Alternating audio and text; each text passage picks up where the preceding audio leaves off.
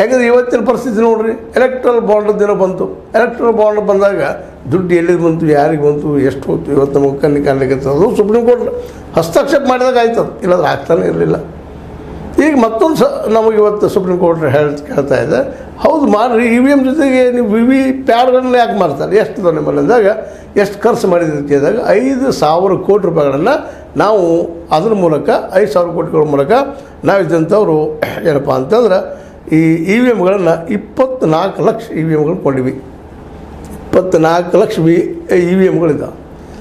ಹಾಗಾದ್ರೆ ಅದಕ್ಕೆ ಪ್ರತಿಯೊಂದಕ್ಕೂ ಒಂದು VVPAT ಹಾಕಿ ಕೊಡಿಸಿಲ್ಲ, ಇಲ್ಲ ರ್ಯಾಂಡಮ್ ಆಗಿ ಹಾಕ್ತೀವಿ ನಾವು, ರ್ಯಾಂಡಮ್ ಯಾಕೆ ಅನ್ನೋದು ಪ್ರಶ್ನೆ ಮಾಡೋದಿಲ್ಲ ಸುಪ್ರೀಂ ಕೋರ್ಟ್. ಇದಾಗಬಾರ್ದು, ಪ್ರತಿಯೊಂದು EVMಗೂ ಒಂದು VVPAT ಆಗಲೇಬೇಕು ಅನ್ನುವಂಥದ್ದು. ಯಾಕೆಂದರೆ ಒಬ್ಬ ಮತದಾರ ತನ್ನ ಮತವನ್ನು ಯಾರಿಗೆ ಹಾಕಿದ, ಹಿಡಿದ ಅಥವಾ ಹಾಕಿದ ವ್ಯಕ್ತಿ ಹೋಗಿ ಬಿದ್ದನು ಇಲ್ಲಿ ನೋಡೋದು ಅವ್ನು ಕನ್ಫರ್ಮ್ ಆಗಬೇಕಾಗ್ತದೆ. ಆದರೂ ಮಾಡಿರಿ ಅಂದಾಗ ಅದಕ್ಕೆ ಮಾತ್ರ ಉತ್ತರ ಕೊಟ್ಟಿದ್ದಾರೆ ಚುನಾವಣಾಧಿಕಾರಿಗಳು, ಇಲ್ಲ ಅದು ಲೇಟ್ ಆಗ್ತದೆ, ಲೇಟ್ ಪ್ರೊಸೆಸ್ ಆಗ್ತದೆ. ಎಷ್ಟು ಲೇಟ್ ಆಗೋದು ಅದು? ಯಾಕಂದ್ರೆ ಈ ದೇಶದ ಮತ್ತು ಹೇಳೋದು ಏನಪ್ಪ ಅಂದ್ರೆ ಪ್ರಜಾಪ್ರಭುತ್ವ ನಿಂತಿದ್ದನ ಈ ಒಂದು EVM ಮೇಲೆ, ಎಲೆಕ್ಷನ್ ಕಮಿಷನ್ ಮೇಲೆ.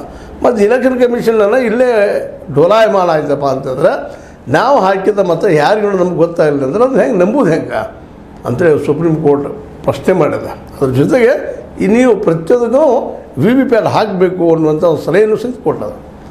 ಈಗ ನೋಡ್ರಿ ಇದು ಬಂತು, ಇದೊಂದು ರೀತಿ ಏನಾಯ್ತಪ್ಪ ಅಂದ್ರೆ ಪಿಕ್ಲಾಡ್ ಅಂತೀವಿ ನಾವು, ಬೇಕಾದ್ರೆ ಮತ್ತೇನು ಅಂದ್ರೆ ಇದಕ್ಕೆ ಮೋದಿಯವ್ರಿಗೆ. ಯಾಕಂದ್ರೆ ಅವರು 24 ಲಕ್ಷ EVM ಕೊಡಿಸಿದ್ದಾರೆ, ಆದರೆ VVPAT ಕೊಡಿಸೋದು ಮಾತ್ರ ಬರೀ 20,000 ತೊಗೊಂಡಿದ್ದಾರೆ. 20,000 ಈ ಒಂದು VVPATಗಳು 24 ಲಕ್ಷ, ಮತ್ತು ಇನ್ನು 4 ಲಕ್ಷ ಉಳಿದು ಅದರಲ್ಲಿ ಒಂದು ಎಷ್ಟು ಪ್ರಮಾಣದ ಬಿತ್ತು ನೋಡ್ರಿ ಅಂದಾಗ ನೀವು ಅಂದಾಗ ಇಲ್ಲಿ ಫೇರ್ ಆ್ಯಂಡ್ ಮತ್ತು ಅತ್ಯಂತ ಕ್ಲಿಯರಾಗಿ ಏನೋ ಏನಿದೆ ನೀವು ಅದಕ್ಕೆ ಸ್ಪಷ್ಟವಾಗಿ ತಿಳಿಸುವಂಥ ಈ ಒಂದು ಎಲೆಕ್ಷನ್ ನಡೆಯುವುದಿಲ್ಲ ಅನ್ನುವಂಥದ್ದು ಪಾರದರ್ಶಕವಾಗಿ